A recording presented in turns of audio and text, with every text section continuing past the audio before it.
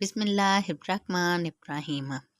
ابو صالح کہتے ہیں کہ سیدنا عمر بن عاص رضی اللہ تعالیٰ عنہ نے سیدہ فاطمہ رضی اللہ تعالیٰ عنہ سے گھر میں آنے کی اجازت طلب کی۔ انہوں نے اجازت دے دی۔ انہوں نے اندر آ کر پوچھا، یہاں سیدنا علی رضی اللہ تعالیٰ عنہ موجود ہیں؟ انہوں نے کہا نہیں، بس وہ واپس چلے گئے۔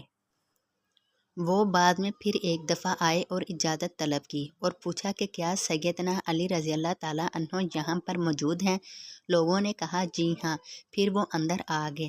سیدنا علی رضی اللہ تعالیٰ عنہ نے ان سے پوچھا، تم کو پچھلی دفعہ میری عدم موجودگی میں کس چیز نے گھر میں آ کر یہاں بیٹھنے سے منع کیا تھا؟ سیدنا عمر بن عاص رضی اللہ تعالیٰ عنہ نے کہا کہ رسول اللہ صلی اللہ علیہ وسلم نے ہمیں ان عورتوں پر داخل ہونے سے منع فرمایا جن کے حامد گھر پر موجود نہ ہوں۔ مسند احمد حدیث نمبر 2334۔ سیدنا عبداللہ بن عباس رضی اللہ تعالیٰ عنہما سے روایت ہے کہ نبی کریم صلی اللہ علیہ وسلم نے فرمایا، کوئی عورت سفر نہ کرے مگر محرم رشتہ دار کے ساتھ۔ نبی کریم صلی اللہ علیہ وسلم کے پاس ایک آدمی آیا اور اس نے کہا، فلاں فلاں غزوے میں میرا نام لکھا جا چکا ہے جبکہ میری بیوی حج کے لیے جا رہی ہے۔ آپ صلی اللہ علیہ وسلم نے فرمایا، تم واپس چلے جاؤ اور اس کے ساتھ حج کرو۔ مسند احمد حدیث نمبر 2336۔ سیدنا ابو سعید خدری رضی اللہ تعالیٰ عنہ سے مروی ہے کہ رسول اللہ صلی اللہ علیہ وسلم نے فرمایا، کوئی عورت 3 یا اس سے زائد دنوں کا سفر نہ کرے مگر اس صورت میں کہ اس کے ساتھ اس کا باپ، بھائی یا بیٹا یا حامد یا کوئی اور محرم رشتہ دار ہو۔ مسند احمد حدیث نمبر 2337۔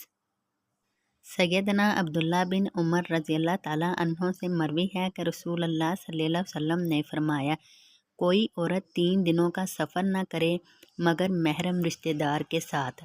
مسند احمد حدیث نمبر 2338۔ سیدنا ابو ہریرہ رضی اللہ تعالیٰ عنہ سے مروی ہے کہ رسول اللہ صلی اللہ علیہ وسلم نے فرمایا، جو عورت اللہ اور آخرت کے دن پر ایمان رکھتی ہو، اس کے لیے حلال نہیں ہے کہ وہ ایک دن اور رات کا سفر کرے مگر ذی محرم کے ساتھ۔ مسند احمد حدیث نمبر 2339۔ دوسری سند وہ کہتے ہیں کہ رسول اللہ صلی اللہ علیہ وسلم نے فرمایا، کسی مسلمان عورت کے لیے حلال نہیں ہے کہ وہ ایک رات کا سفر کرے مگر اس کے ساتھ ذو محرم مرد ہونا چاہیے۔ مسند احمد حدیث نمبر 2340۔ حضرت ابو موسیٰ رضی اللہ تعالیٰ عنہ بیان کرتے ہیں، رسول اللہ صلی اللہ علیہ وسلم نے فرمایا، وہ شخص جو اپنے رب کا ذکر کرتا ہے وہ زندہ کی طرح ہے اور وہ شخص جو ذکر نہیں کرتا مردہ کی طرح ہے۔ مشکوٰۃ المصابیح حدیث نمبر 2263۔ حضرت ابو ہریرہ رضی اللہ تعالیٰ عنہ بیان کرتے ہیں، رسول اللہ صلی اللہ علیہ وسلم نے فرمایا، اللہ تعالیٰ فرماتا ہے، میں اپنے بندے کے گمان کے ساتھ ہوں، جب وہ مجھے یاد کرتا ہے تو میں اس کے ساتھ ہوتا ہوں، اگر وہ مجھے اپنے دل میں یاد کرتا ہے تو میں بھی اسے اپنے دل میں یاد کرتا ہوں، اور اگر وہ مجھے کسی جماعت میں یاد کرتا ہے تو میں اسے اس سے بہتر فرشتوں کی جماعت میں یاد کرتا ہوں۔ مشکوٰۃ المصابیح حدیث نمبر 2264۔ حضرت ابو ذر رضی اللہ تعالیٰ عنہ بیان کرتے ہیں، رسول اللہ صلی اللہ علیہ وسلم نے فرمایا، اللہ تعالیٰ فرماتا ہے، جو شخص ایک نیکی لے کر آئے گا تو اس کے لیے 10 گنا ثواب ہے اور میں اسے بڑھا دوں گا، اور جو شخص برائی لے کر آئے گا تو برائی کا بدلہ اس کی مثل ہی ہوگا یا پھر میں بخش دوں گا۔ جو شخص بالشت برابر میرے قریب آتا ہے تو میں ایک ہاتھ تقریباً 1 میٹر اس کے قریب ہو جاتا ہوں، اور جو شخص ایک ہاتھ میرے قریب ہوتا ہے تو میں 2 ہاتھ اس کے قریب ہو جاتا ہوں۔ جو شخص چلتا ہوا میرے پاس آتا ہے تو میں دوڑتا ہوا اس کے پاس آتا ہوں۔ جو شخص زمین بھر کر گناہ لے کر میرے پاس آئے گا تو میں اسی قدر مغفرت لے کر اس سے ملاقات کروں گا، بشرطے کہ وہ میرے ساتھ کسی کو شریک نہ ٹھہراتا ہو۔ مشکوٰۃ المصابیح حدیث نمبر 2265۔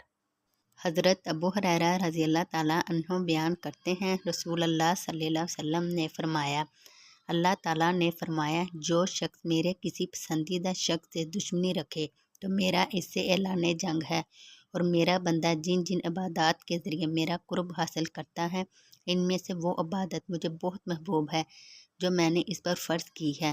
میرا بندہ نوافل کے ذریعے میرا قرب حاصل کرتا رہتا ہے، حتیٰ کہ میں اس سے محبت کرنے لگتا ہوں۔ جب میں اس سے محبت کرتا ہوں تو میں اس کا کان بن جاتا ہوں جس سے وہ سنتا ہے، اس کی آنکھ بن جاتا ہوں جس سے وہ دیکھتا ہے، اس کا ہاتھ بن جاتا ہوں جس سے وہ پکڑتا ہے، اس کا پاؤں بن جاتا ہوں جس سے وہ چلتا ہے، اور اگر وہ مجھ سے کوئی چیز مانگتا ہے تو میں اسے عطا کر دیتا ہوں۔ اگر وہ مجھ سے پناہ طلب کرتا ہے تو میں اسے پناہ دے دیتا ہوں۔ میں نے جو کام کرنا ہوتا ہے اس کے کرنے میں مجھے کبھی اتنا تردد نہیں ہوتا جتنا کسی مومن کی جان قبض کرتے وقت تردد ہوتا ہے۔ وہ موت کو ناگوار جانتا ہے اور میں اس کی اذا کو ناگوار جانتا ہوں، حالانکہ وہ موت تو اسے ضرور آنی ہے۔ مشکوٰۃ المصابیح، حدیث نمبر 2266۔